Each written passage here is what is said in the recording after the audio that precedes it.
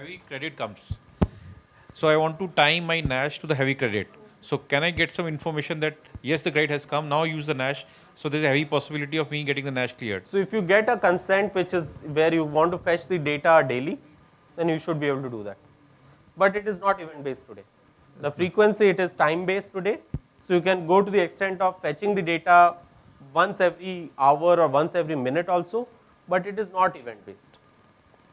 So I can't send you a ping as soon as a large credit hits. But you can keep pinging the account every minute. And the minute the large credit hits, you can come to know. Like adding AI to If there are more questions, I think I will take it over dinner because. Last question, I just want to know, because I am coming from insurance company and I have seen you have shown me only one screen. Okay, and for insurance companies, we are more interested about when we are going to take any new customer onboarding. What are the different information you are going to provide us? Not only we require this bank detail, we also want to know what is his exposure in different insurance companies, how many policies he already have, even what is his current state of health, what treatment he is taking, and what is his family history, and lot of other information. So if you have any use case, or if you are working for that, that I just want to know. So what we have is two parts of the insurance use case. One is validating the account number, and the second part was what we displayed is uploading the income proof. From the account aggregator, what you get are information divided into three parts: the profile, the summary, and the transaction, right? And today who are onboarded is banks, mutual funds, stocks, and NPS. The ambit of information will be within this, right? So today, your health information is not part of this. If you have taken more policies, and if you have paid it through your bank statement and not through your credit card where you have repaid, we will be able to see that. But yeah. In fact, I am also seeing the opportunity for us as a insurance data custodian of different customer. I also see that we can generate an income. When we are going to provide the details for any new customer, for any other company or bank or other financial institutions, we can also generate the income. Absolutely. So IRDA is what part are the of this. yes? So what are the different information? Right now, I think you have make provision for only account, but that is only less than 4 or 5% for my requirement. No, actually yes and no. See, yes, IRDA, we have the lot of information. Sorry, IRDA is part of this entire setup. So as IRDA agrees or gives out a circular, you will become an FIP. And like how mutual funds you are showing folio level, you will be showing policy level details, right? Okay. So that investor has taken how many policies, all of that data will start showing. That information is there with IRDA. Correct. And as IRDA is participant to this inter-regulatory framework, the insurance data, if not today, will come tomorrow. Okay, thank you. Good. Any thank you. timeline on that? We don't know yet. Thank you. Thank you. Thanks everyone. Thanks for the time. Wonderful.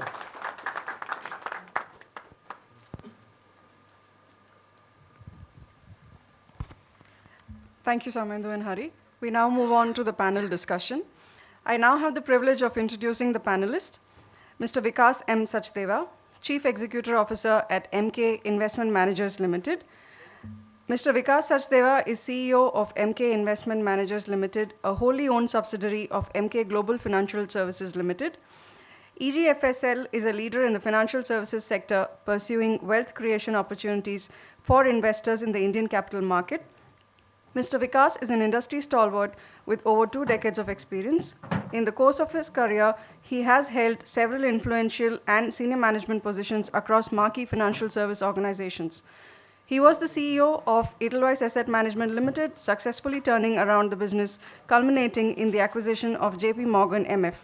He was the global CEO of Inam Asset Management Limited and had stints with Birla Sun Life International, AMC Limited, and ING Investment Management Limited. He has a broad range of interests across functions like sales, distribution, marketing, investment banking, product, and customer service. Mr. Vikas has been an erstwhile member of the Mutual Fund Advisory Committee, a high-powered committee appointed by SEBI to advise them on governing the MF industry, and he was also on the board of the Association of Mutual Funds of India, AMFI, heading the ETF and Indexing Committee. Currently, he is a member of the Advisory Committee of the India FinTech Forum. We also have Mr. Nilesh Gupta, who's the finance professor at IIM Nagpur. Professor Nilesh is, as I said, a professor in the finance and accounting area at IIM Nagpur. He works in the field of behavioral finance, asset pricing, corporate finance, financial markets, mutual funds, technology adoption in finance, and other disciplines and business models. Professor Nilesh has completed his BTech Electronics from Dr. APJ Abdul Kalam Technical University and then started his professional career working at Tata Consultancy Services, creating the anti-money laundering software. He got his PhD from IIM Ahmedabad and taught at IIM Tirchi for over 5 years, taking courses for the 2-year MBA program, PhD program, and working executive MBA batches. Professor Gupta has several cases, research papers, media publications, and paper presentations at international conferences to his credit. He's an active volunteer at iSpurt, the think tank credited with conceptualizing and implementing several high-impact initiatives such as the account aggregator. Mr. Somnath Mukherjee, CFA FRM, Managing Partner at Ask Wealth Advisors, is also on our panel today. Mr. Mukherjee runs the investment strategy, product advisory, and international wealth management business, as well as operations and client service at Ask Wealth Advisors. He has over 20 years of experience in wealth management, private banking, and global markets with Standard Chartered Bank across India and Singapore. Prior to this, he has worked as a senior partner at IIFL Wealth and executive director and head investment advisory and credit. He specializes in treasury and structured products, wealth management, asset management, investment strategy. Mr. Mukherjee holds an MBA degree from IIM Calcutta and a bachelor's degree from University of Delhi. He also holds the CFA and FRM charters from CFA Institute and Global Association of Risk Professionals, respectively. The moderator for this panel is Mr. Anish Mathew, CEO, CAMS FinServ. Mr. Anish is the Chief Executive Officer of CAMS Financial Information Services. He has been associated with the account aggregator business since October 2021. In his 18 years of experience, Anish has played a significant role in shaping digital businesses, forging complex strategic partnerships, and nurturing growth investments. In his previous stint, he was co-founder of Symbol, where he played an integral role in designing the business model for the proposed digital-only asset manager. Prior to Symbol, he has also held strategic leadership positions at Cisco, Premji Invest, and Lehman Brothers.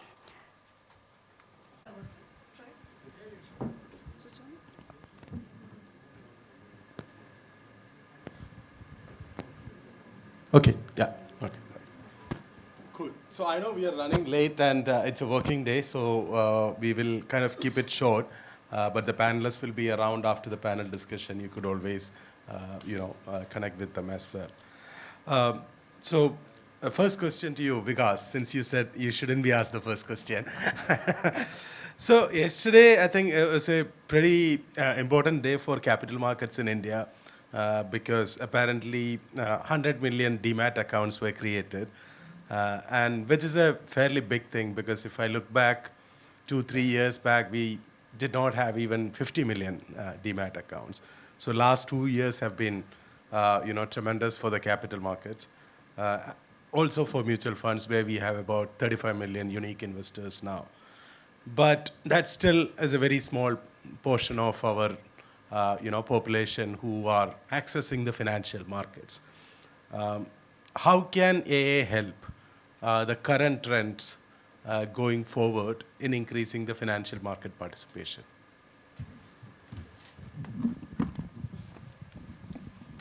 Thank you.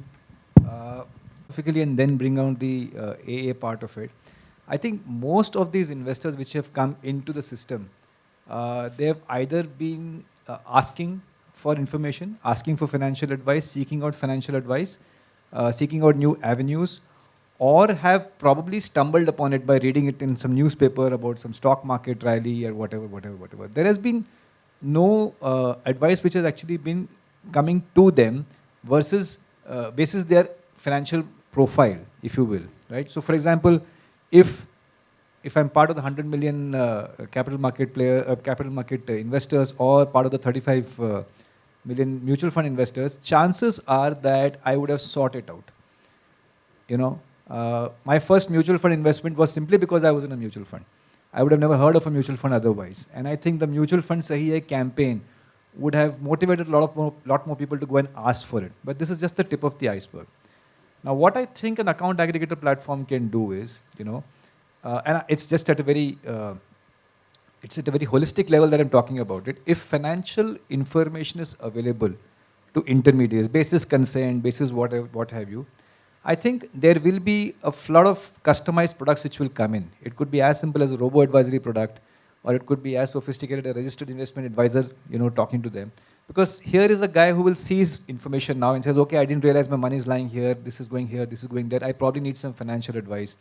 Or some FIU at some stage would have realized that this is some information which can be put to better use. Maybe when he's paying off his loan, his other cash flows can be structured much more properly.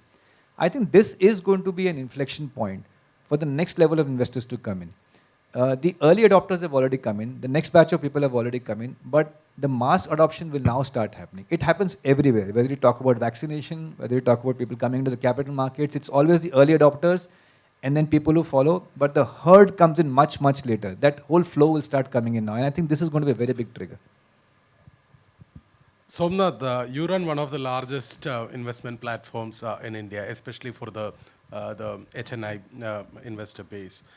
So would really love to hear about your views on this, how it can be scaled up further. Aggregating financial information across multiple institutions, types of products is pretty much the holy grail of wealth management. It's been tried. There are various solutions that banks globally have tried. And there isn't a single success story. There isn't a single model where information across multiple product types, platforms can be aggregated at one place and made available in a manner that is seamless. I think one of the points somebody made was a manner that is seamless. This is the first time that somebody is trying that in India. And in true Indian way, it's been done as a public stack. And that, I think, is the great use case for this. Obviously, at the top of the pyramid, which is where the firm that I work for, ASK, works, there are very obvious use cases of this. But are they the most important ones? I'm not sure. From a marginal utility perspective, these guys, they have their own private wherewithal to do the account aggregation. They can do manually. They have an army. Many of them have family offices that do exactly this. Now, this will probably hasten that, make it more seamless, all that. But the real use cases will be as you go down the pyramid. And that's where significant improvements in terms of quality of intermediation will happen. Today, intermediation, whether it's on lending, on the asset side of the bank's balance sheet or the liability side of the bank's balance sheet, is solely dependent on access to incomplete information about a person's balance sheet. Once that is clearly available, now this still doesn't go all the way because I think still limited information on loans, but once that happens, then the quality of financial intermediation that we see will be significantly different. And I think that is the big opportunity. Understood. And that leads me to my next question, Nilesh. So of late in the last, let's say 1-2 months, we have seen a flurry of regulatory directives from RBI, right? Almost all of us out here are reading about it. On a weekly basis, we are seeing new directives about PPIs, FLDGs, etc., and the final ones which just came out the last couple of days back. Obviously, a regulatory oversight is super critical for a good way of developing. But fintechs do have a way of pushing things a bit too far, forcing the regulator to step in. So how do you think this will play out, and what would be the impact of it, especially in the unsecured digital lending, which was taking off quite a bit over the last 1 year? I think irrespective of which financial sector regulator we are talking about, the big picture is pretty clear to me as to what they want. They want that the money, the capital, to come from a regulated entity. The regulated entity must have control over it. We can go into depths. I mean, people can go into depths on why they are doing like this, but I'll take that for now. Maybe because these regulated entities know the way of business. They have been in operations for long. And when I mean a regulated entity, I'm talking of any entities which is licensed to any of the 4 regulators. Whether RBI is pretty, the regulators are pretty clear. This is the way we want to go. And fintechs are entities which will help them streamline the value chain, cut down costs. I think with account aggregator, the major impact that you're going to see is cutting down costs.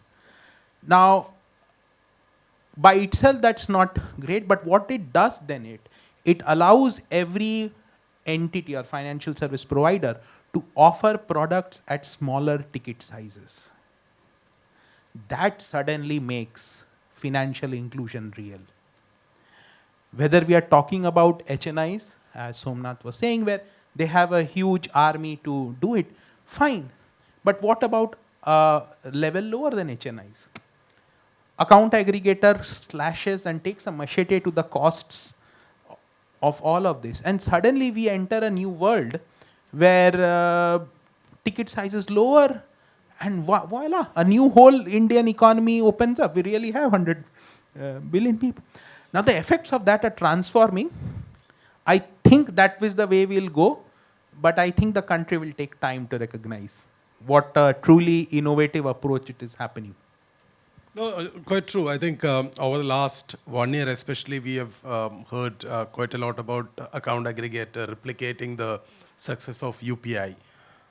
Having said that, these two follow different structures. One is a mandatory one. There is a centralized network to exchange data. But here it is a voluntary one, obviously with a nudge from the finance ministry as well as the regulators. But do you still see the evolution of the account aggregator to run in the similar trajectory? I have been hearing forever that India is a credit-starved country. The growth of account aggregator will be a function of how credit-starved we are. Particularly I expect to see a lot of lower income groups pick up account aggregator implicitly. Because see, the beauty is this. Your vegetable vendor for 2 to 3 years has been selling and getting money via UPI. I now know how profitable he is. I can lend, I can collect. So the efficiencies are not only on the data side, they are also on the collection side and on the monitoring side. I don't know how many of you are aware, a loan of 160 rupees has been disbursed and collected via an account aggregator. 160 rupee loan for a week. If that is not transformational, I don't know what is. Absolutely. I think on the lending side, flow-based lending to the credit system lending is really going to be helped by the account aggregator. Similarly, Vikas, on the capital markets side, again, what we are talking about is unlike, let's say, the HNIs that Somnath caters to. Right now, you don't have a mechanism to collect and monitor individuals or a family office, whatever, investment account on a regular basis and guide investment decisions accordingly. Now you are getting a 360-degree view of that particular individual's financial assets across multiple asset classes. How much will that drive the adoption to the next level of people below the HNI segment? See, very early, when I started my career, I was given a maxim, I was given a philosophical statement which said that if somebody wants to buy a television, they look at their immediate neighbor and evaluate what television to buy. But when one wants to invest some money, you look at somebody who's better than you, who's doing much better than you. So I think this is a trickle-down effect which happens. You would want to talk to somebody who's managing his money a lot better and say, why, how are you doing it? What are you doing? That's how things start flowing. The biggest advantage right now is that there's a lot of conversation happening around financial advice, around different types of managing, investment avenues. I personally believe that this is somewhat like the telecom movement. For quite some time, telecom tariffs were coming down from 13 rupees to 5 rupees to 2 rupees to 1 rupee at one point of time, and we thought that probably this is another. But once data started becoming free, use cases started coming up. People said people will never make money. But the sheer adoption of mobile phones from an ultra HNI category to below the pyramid category has suddenly transformed everything. We just saw it happen right in front of our own eyes. 5 years ago, we would have been having a discussion in terms of how can we get down to the bottom of the pyramid in terms of telecom. And today it's there, right? Jandan accounts are there. I think there will be an inflection point. But I'm betting on the fact that people want to improve the standard of living, want to improve the quality of finances, so they will seek it out. They will talk to people who are doing it better than them or perceived to be doing better than them. And that is what is going to lead to that inflection. No, interesting. So, final question to Somnath. Like we discussed earlier and came out in the presentation from Sumendu as well. A lot of this means the customer that we are looking at, he needs to trust the system, right? Whether it is privacy, what's the data, is the data being used in the manner which is prescribed, etc. And that is where I think the success of account aggregator will finally happen. How can AA platforms, AA ecosystem, including FIPs, FIUs, as well as the account aggregators, can really enable it? Because you keep hearing about horror stories of data leakage in the Indian system right now. I think the simple answer is more use cases that are useful. So when there are more use cases that are too compelling and too good to miss out on, people will sign up. I am fairly sure this will go through at least one cycle of not just regulatory, but one cycle of legal challenges over some aspect or the other in courts around privacy.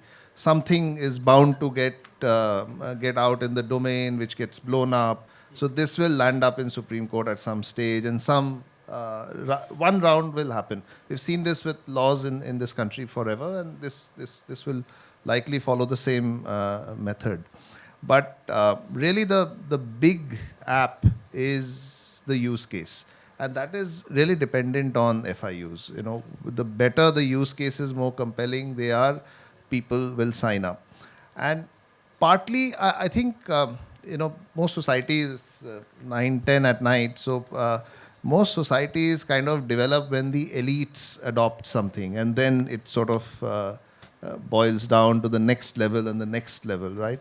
In this case, once the top end of the population, the top 5%, the top 10% adopt this a lot more, it will automatically give societal confidence down the chain. So I think both of them need to happen simultaneously. If I can just add to that, it's a very interesting thing I read recently, that while brands do have their importance in terms of trust, etc., but a lot of it is now getting driven by approval ratings. So this case which I read recently, I don't know how many of you remember that there was a problem with Cadbury's in terms of the worm infestation thing which happened 5-6 years ago. So they had to actually bring in Amitabh Bachchan as a brand ambassador. This was at a point of time when social media was not so prevalent, right? So he was brought in, he took you around tour of the company, showed you what was happening, and that actually led to a lot of alleviation of, and they got the trust back. Quite recently, there was something which happened with Maggie. Okay, the same controversy, similar controversy. But I think a lot of people came back to Maggie. It was always the brand, and the ad campaign which they ran. But it was on social media when people started giving ratings, thumbs up, likes, etc., saying that this is safe. You had YouTube influencers coming in. So there was no one brand like Amitabh Bachchan came in. It was a host of, underlying convictions coming in from people like you and me, which actually drove the entire trust thing back. So I'm thinking it's a very, while brand still counts for a lot, you would go to a large brand, but I'm saying that generation after generation now is realizing that it's not just brand. You need peer rating also, which will help you. And I think use case is what you're talking about, peer ratings. This is what is going to really drive adoption. Oh, fantastic. Thanks a lot, gentlemen. Unfortunately, due to lack of time, we cannot take questions right now, but the panel will be out with you. So feel free to check with them about your questions and doubts. Thank you.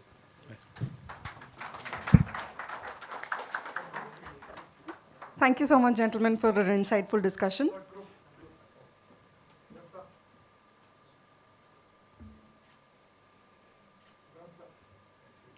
I would now like to call upon Mr. Anuj Kumar once again to the dais, this time to felicitate our speakers and panelists.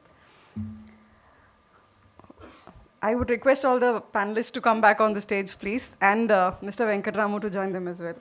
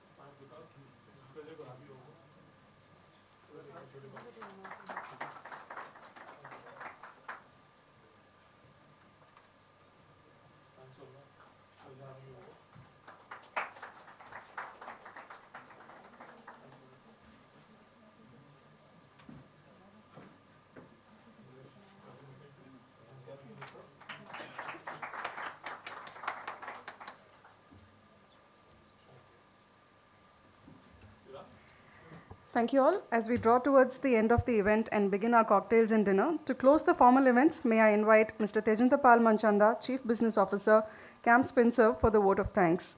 Mr. Tejantapal Singh Manchanda is a Senior Vice President at CAMS. He is responsible for design and execution of the overarching business strategy of the company and has been associated with CAMS since February 22.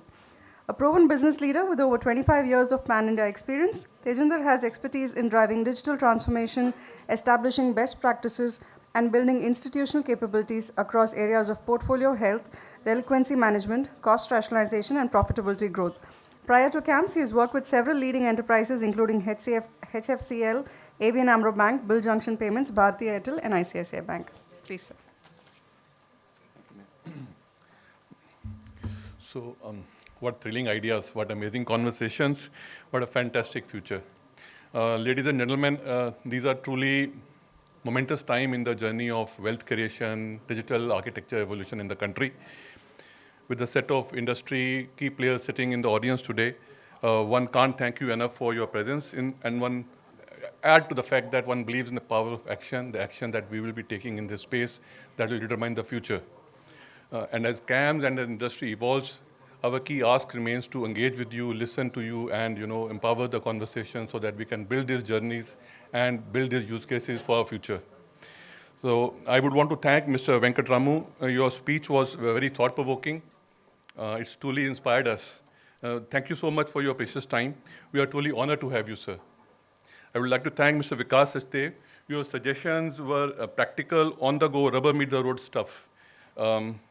It will make ecosystem participants gain from these transformational initiatives.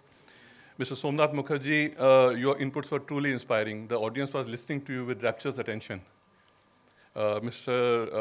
Nilesh Gupta, I would like to sure a lot will come up in the days ahead, and we will thank you for your inspiring inputs. So, ladies and gentlemen, we are available as we call you out for dinner and cocktails. For any queries, any conversation you want to proceed.